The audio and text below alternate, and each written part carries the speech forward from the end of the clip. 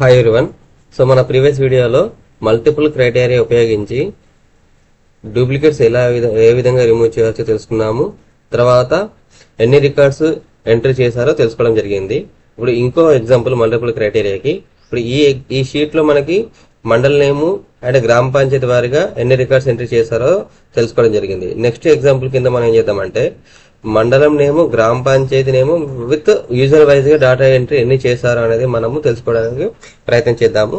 So ముందుగా master sheet లోకి వెళ్ళి సో మండలం నేము పంచాయతీ నేము యూనిక్ గా ఉన్న డేటా అనేది మనం రిమూవ్ చేయడం కోసం అని చెప్పి సో ఈ షీట్ లో ఉన్న డేటాని ఈ షీట్ లో పేస్ట్ చేస్తున్నాను. నెక్స్ట్ వచ్చేసరికి యూజర్ నేమ్ తీసుకోవడం జరుగుతుంది. User wise user name. So ఇప్పుడు ఈ మండలం నేము పంచాయతీ నేము యూజర్ నేము ఈ మూడింటికి సంబంధించింది డూప్లికేట్ రిమూవ్ చేయాలి. సో డూప్లికేట్ రిమూవ్ చేయడానికి మొత్తం రేంజ్ సెలెక్ట్ చేసుకున్నాను. రేంజ్ సెలెక్ట్ చేసుకుని డాటా సెలెక్ట్ చేసుకున్నాను. అందులో రిమూవ్ డూప్లికేట్ క్లిక్ చేశాను. సో ఇక్కడ క్రైటీరియా మండలం name panchayat name and user name ఈ మూడు సెలెక్ట్ చేసుకుని ఓకే అన్నాను. సో మనకి 34,742 రిమూవ్ డూప్లికేట్ అయ్యాయి. ఒక 1101 రికార్డ్స్ అనేది యూనిక్ గా ఫైండ్ అవుట్ అయ్యాయి అనమాట. ఓకే, ఇక్కడ మళ్ళీ మనం సార్టింగ్ ఆర్డర్ సెలెక్ట్ చేసుకుందాము. సో సార్టింగ్ రేంజ్ ఇందులో మండలం నేమ్ వారీగా గ్రామ పంచాయతీ వారీగా అండ్ ఆల్ఫాబెటిక్ యూజర్ నేమ్ వారీగా మనము సార్టింగ్ పెట్టుకుందాము.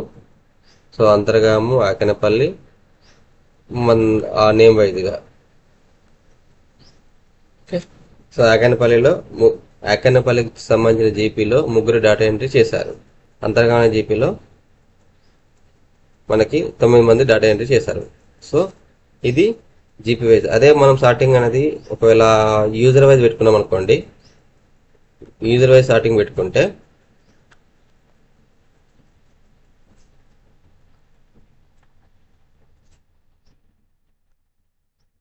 ఇక్కడ ఫస్ట్ యూజర్ నేమ్, తర్వాత మండలం పేరు, తర్వాత పంచాయతీ పేరు, మండలం పేరు, దెన్ పంచాయతీ నేమ్. ఒక యూజర్ వైజ్ గా ఏంటిది, అబాట్ అనే యూజరు ధర్మారం మండలంలో కొత్తపల్లి జీపీ డేటా ఎంట్రీ చేశాడు. అబాట్ అనే యూజరు శ్రీరాంపూర్ మండలంలో కూనరాం జీపీ డేటా ఎంట్రీ చేశాడు. అబాట్ అనే యూజరు శ్రీరాంపూర్ మండలంలో శ్రీరాంపూర్ జీపీ, తారుపల్లి జీపీ, ఇట్లా ఒక user multiple GPs data entry కూడా చేయడం జరిగింది. ఓకే, సో ఇప్పుడు మనము కౌంట్ వీళ్ళు ఆ పర్టికులర్ జీపీకి సంబంధించిన కౌంట్ ఎంత ఎంట్రీ చేశారు అనేది మనం ఇప్పుడు కౌంటింగ్ ఫార్ములా ద్వారా తెలుసుకుందాము. Number of records entered so is equal to count if S. So multiple criteria. So first criteria range ఏంటి, మాస్టర్ షీట్ లోని మండలం నేమ్ తోని మనం వెరిఫై చేయాలి. అంటే మండలం నేమ్ ని మనము సెలెక్ట్ చేసుకోవాలి. తర్వాత షీట్ 8 లోని ఫస్ట్ క్రైటీరియా మండలం పేరు సెలెక్ట్ చేసుకున్నాను. తర్వాత మళ్ళీ మాస్టర్ షీట్ లోని పంచాయతీ నేమ్ సెలెక్ట్ చేసుకున్నాను. అది షీట్ 8 లోని పంచాయతీ నేమ్ తో మ్యాచ్ చేస్తున్నాను. మళ్ళీ మూడో క్రైటీరియా వచ్చేసి యూజర్ నేమ్ సంబంధించింది రేంజ్ సెలెక్ట్ చేసుకున్నాను. సో షీట్ 8 లోని యూజర్ నేమ్ తోని కంపేర్ చేస్తున్నాను. సో ఈ క్రైటీరియా తీసుకున్నాను. ఈ క్రైటీరియా తీసుకుని వీటికి లాక్ ఎంట్రీ చేశాను. రేంజ్కి లాక్ పెట్టాను. నెక్స్ట్ టైం డ్రాగ్ చేసినప్పుడు రేంజ్ మారకుండా ఉండడం కోసం అని చెప్పి range lock. So shortcut F4 అండి.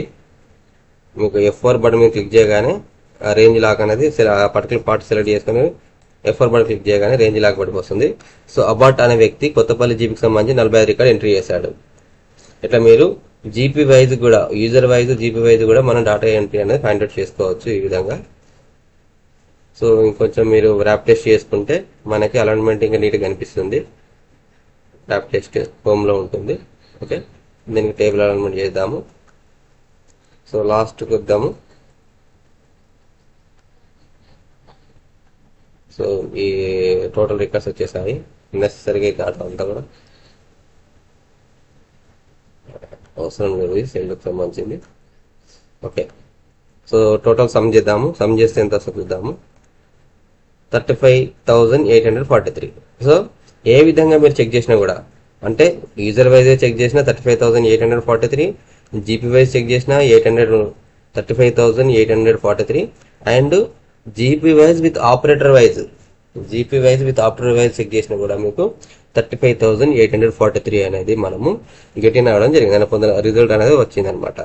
సో ఇట్లా మనం మల్టిపుల్ క్రైటీరియాస్ ఉపయోగించి values remove duplicate values find out చేసి రిమూవ్ చేసుకోవచ్చు. తర్వాత యూజర్ వైజ్ గా ఎంత మంది డేటా ఎంట్రీ, ఎన్ని రికార్డ్స్ డేటా ఎంట్రీ జరిగింది అనేది కూడా తెలుసుకోవచ్చు అనమాట. ఈ వీడియో మీకు నచ్చితే లైక్ చేయండి, షేర్ చేయండి, సబ్స్క్రైబ్ చేసుకోండి. Thank you to all.